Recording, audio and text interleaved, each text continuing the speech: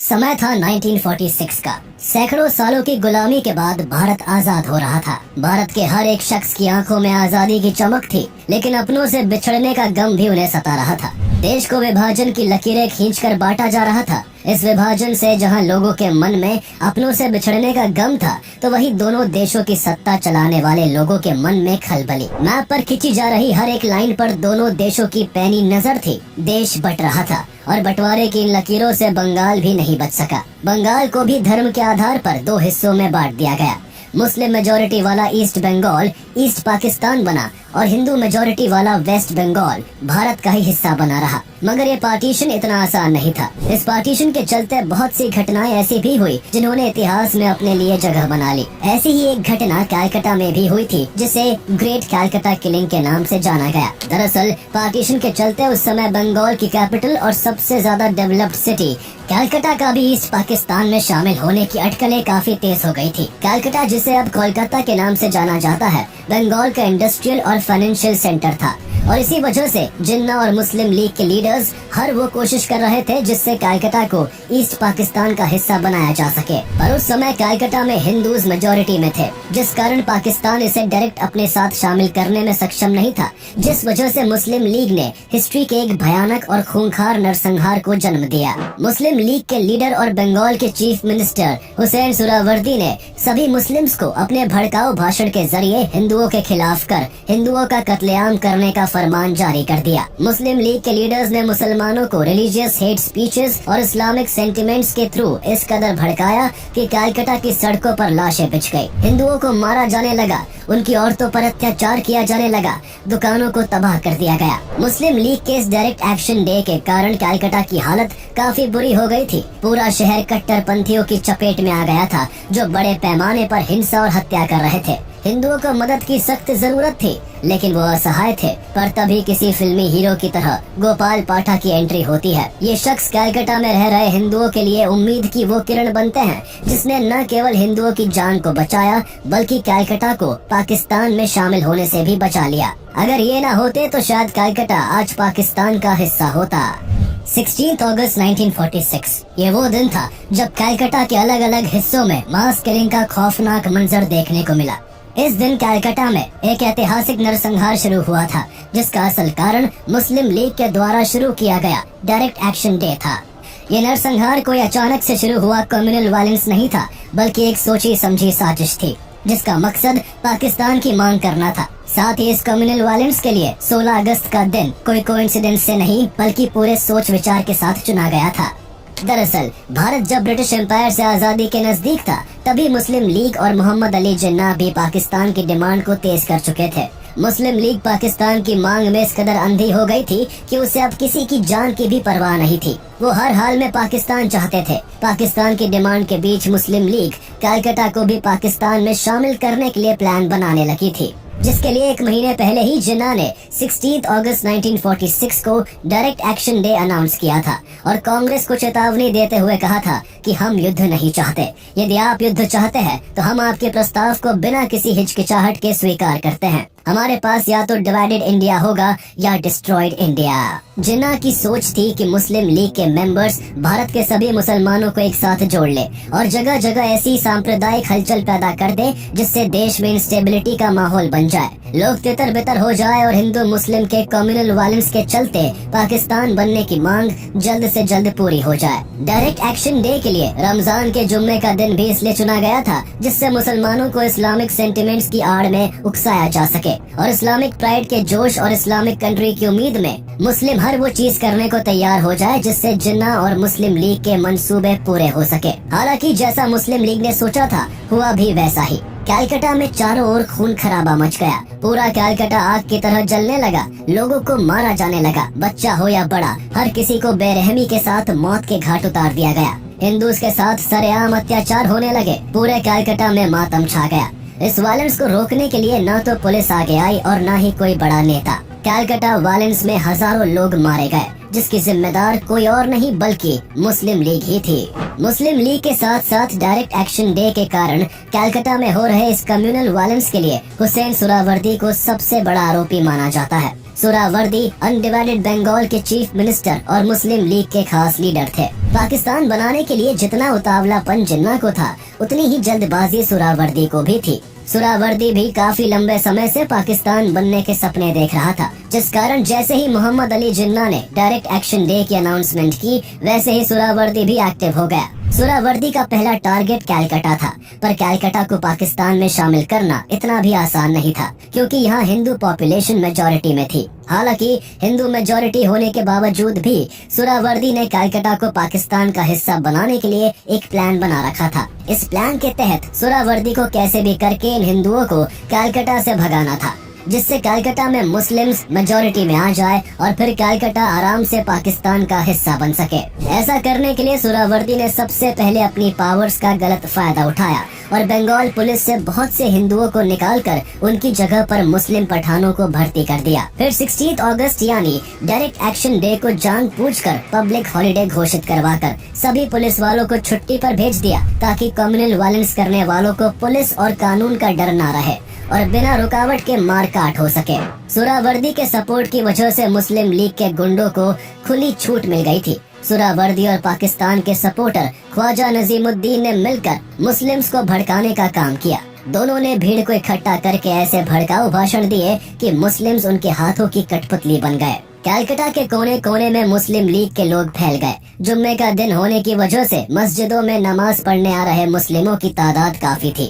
उनको पाकिस्तान का सपना दिखाकर इस कदर उनमें हिंदुओं के लिए नफरत भर दी गई कि लोग हथियार लेकर लड़ने को तैयार हो गए।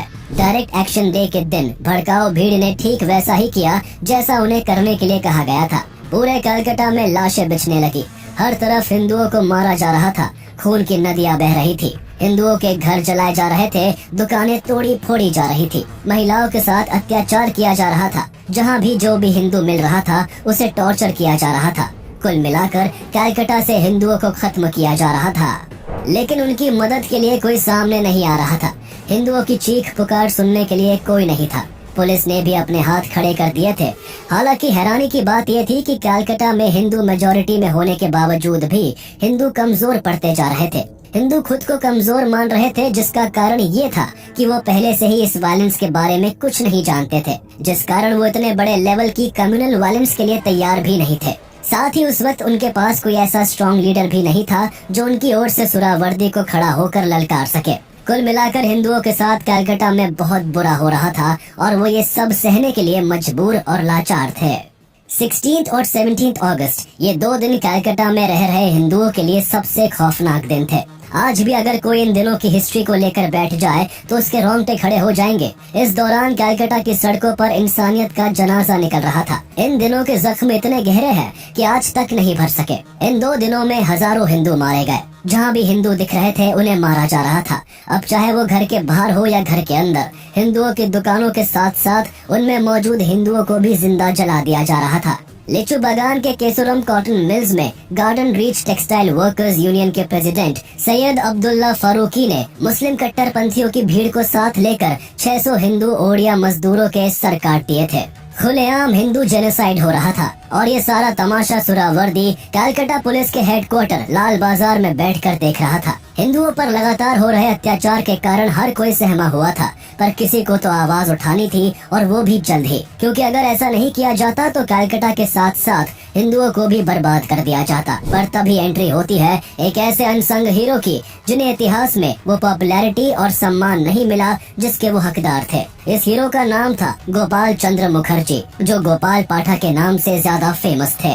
सुभाष चंद्र बोस को आइडियल मानने वाले गोपाल पाठा ने जब हिंदुओं को हत्या और पुलिस को हाथ पर हाथ धरे हुए देखा तो उन्होंने ठान लिया कि वो मुस्लिम लीग के गुंडों को उन्हीं की भाषा में जवाब देंगे। उन्होंने डिसाइड किया कि वो ऐसा काउंटर अटैक करेंगे कि मुस्लिम लीग के होश उड़ जाएंगे। गोपाल पाठा की इस जवाबी कार्रवाई में जुगल घोष एंड विजय सिंह नाहर जैसे लोग भी जुड़ गए। ये दोनों भी गोपाल पाठा की तरह मुस्लिम्स के द्वारा किए जा रहे अत्याचारों के खिलाफ कोई ठोस कदम उठाना चाहते थे। गोपाल पाठा ने इन सहयोगियों को साथ लेकर मुस्लिम लीग के खिलाफ सबसे पहले हिंदुओं को जोड़ने का काम शुरू किया। इन्होंने कम्युनल वायलेंस के कारण तितर बितर हुए हिंदू समाज को एक करने के लिए कई स्पीचेस दी। वो हर तरह से कलकत्ता के हिंदुओं को एक करके उन्हें मजबूत करना चाहते थे, जिसके लिए उन्होंने हिंदू युवाओं, डरे सहमे लोगों और अलग अलग वर्ग के लोग जैसे दूध वाले, सब्जी वाले, सफाई कर्मचारी, मजदूर, इन सभी को यूनाइट कर दिया। साथ ही गोपाल पाठा ने भारत जातीय वाहिनी नाम से एक संगठन भी बना रखा था, जिसमें अखाड़े के पहलवान और देश की आजादी के लिए लड़ने को तैयार क्रांतिकारी स्वभाव के 700 से 800 लोग जुड़े हुए थे। गोपाल पाठा ने सभी को इकट्ठा किया और ऐलान किया कि हम ईंट का जवाब पत्थर से देंगे। अब अगर हमारा एक हिंदू भी मारा जाएगा तो हम उनके 10 लोग मारेंगे, और ये मौत का खेल तब तक खत्म नहीं होगा जब तक या तो मुस्लिम लीग के गुंडे हथियार नहीं फेंक देते या फिर उनका सफाया नहीं हो जाता। बदले और आक्रोश की भावना से भरे होने के बावजूद गोपाल पाठा अपने लोगों से ये अपील करना नहीं भूले कि वो मुस्लिम कट्टरवाद की तरह महिलाओं और बच्चों को अपना निशाना नहीं बनाएंगे। उनका एकमात्र लक्ष्य कलकत्ता और कलकत्ता के हिंदुओं की सेफ्टी थी। दरअसल कलकत्ता राइट्स के दौरान गोपाल पाठा का जैसा रूप देखने को मिला वो ऐसे बिल्कुल नहीं थे। वो कभी भी धर्म के आधार पर भेदभाव करने वाले शख्स नहीं थे, न ही वो कभी कम्युनल वायलेंस जैसे एक्टिविटीज का हिस्सा रहे थे। उनका जितना रिश्ता हिंदुओं से था उतना ही मुस्लिमों से भी था। गोपाल पाठा ने भारत जातीय वाहिनी को ऑर्गेनाइज करने के साथ साथ आजादी की लड़ाई के लिए भी तैयारी अच्छी खासी कर रखी थी। उन्होंने वर्ल्ड वॉर 2 के बाद कलकत्ता में पोस्टेड ब्रिटिश सोल्जर्स से कुछ बंदूक, कारतूस और ग्रेनेड्स ले रखे थे, और साथ ही 1942 के क्विट इंडिया मूवमेंट के दौरान भी उन्होंने कुछ वेपन्स ब्रिटिश गवर्नमेंट से लड़ने के लिए खरीदे हुए थे। पर उन्होंने ये सोचा भी नहीं था कि इन हथियारों का इस्तेमाल उन्हें अंग्रेजी सरकार के खिलाफ नहीं बल्कि अपने ही देश के एक वर्ग को दूसरे वर्ग से बचाने के लिए करना पड़ेगा। 1997 में एंड्रू व्हाइटहेड को दिए इंटरव्यू में उन दिनों को याद करते हुए गोपाल पाठा ने कहा था कि आग के बदले आग, मौत के बदले मौत, इसके सिवा इनके पास कोई दूसरा ऑप्शन नहीं था। 18 अगस्त 1946 को हिंदू पक्ष की कमान गोपाल पाठा के हाथ में आते ही कलकत्ता मास किलिंग की पूरी दशा ही बदल गई। पहले जो मारकाट केवल एक तरफा थी, अब दोनों साइड से होने लगी। हिंदुओं ने भी हथियार उठा के रिटेलिएट करना शुरू कर दिया। जो मुस्लिम दंगाई हिंदुओं की बस्ती में घुस के उन्हें मार रहे थे, पहले तो उनको वहां से खदेड़ा गया और फिर उन्हीं दंगाइयों की बस्ती पर धावा बोल दिया गया। गोपाल पाठा और हिंदुओं की जवाबी कार्रवाई को हुसैन सुहरावर्दी और मुस्लिम लीग ने हल्के में लिया। अभी भी अपनी जीत देखते हुए सुहरावर्दी ने अपने गुंडों से यहाँ तक कहा कि उन्हें 2 दिन का वक्त और दिया जाता है, जितना कत्लेआम करना है करो, बीच बचाव करने ना तो पुलिस आएगी और ना कोई आर्मी। ये खुली छूट देना ही सुहरावर्दी के लिए आगे चलकर उसकी सबसे बड़ी भूल साबित हुई। अब तक गोपाल पाठा की लीडरशिप से हिंदू एक हो चुके थे और एक दूसरे से कोऑर्डिनेट करके मुस्लिम कट्टरपंथियों पर काउंटर अटैक करने लगे थे। 3 दिन तक लगातार मुस्लिम लीग के गुंडों को चुन चुन के मारा गया। कलकत्ता खून से रंग गया था। खून हिंदू का हो या मुसलमान का, इस सब में आहत कलकत्ता ही हो रहा था। कई दिनों तक वहाँ काम काज ठप पड़ गया। सड़कें वीरान थी, मानो कलकत्ता रुक सा गया था। ना कोई दुकान खुल रही थी और ना ही कोई कारखाना। हर तरफ बस बर्बादी का मंजर था। 20 अगस्त आते आते ये हाल हो गया था कि अब मुस्लिम लीग के गुंडे ज्यादा मारे जा रहे थे। पासा पूरी तरह पलट चुका था। अब पलड़ा हिंदुओं का भारी था। लाल बाजार पुलिस कंट्रोल रूम में बैठकर पुलिस को कोई एक्शन लेने से रोकने वाले सुहरावर्दी के पसीने छूट गए। सुहरावर्दी का प्लान 10,000 हिंदुओं को मारने का था, पर अब खेल पलट गया था। कलकत्ता से शुरू हुई ये सांप्रदायिक हिंसा नोआखली, बिहार, पंजाब और उत्तर प्रदेश जैसी जगहों पर भी फैलने लगी थी। हर तरफ खून खराबा था। इस कदर दंगों के फैलने से सुहरावर्दी पर ब्रिटिश सरकार और कांग्रेस का प्रेशर बढ़ने लगा था। सिर्फ कोलकाता में ही इस मास किलिंग की वजह से 3 से 4 दिनों के अंदर ही 6,000 से ज्यादा लोग मारे जा चुके थे। 20,000 से ज्यादा लोग बुरी तरह जख्मी हुए थे और हजारों लोग कलकत्ता से पलायन कर गए थे। इस सब के लिए सुहरावर्दी और मुस्लिम लीग को जिम्मेदार ठहराया गया। हालांकि कलकत्ता की सड़कों पर हुए नरसंहार के लिए जितना जिम्मेदार सुहरावर्दी और मुस्लिम लीग थी, उससे कहीं ज्यादा जिम्मेदार ब्रिटिशर्स थे।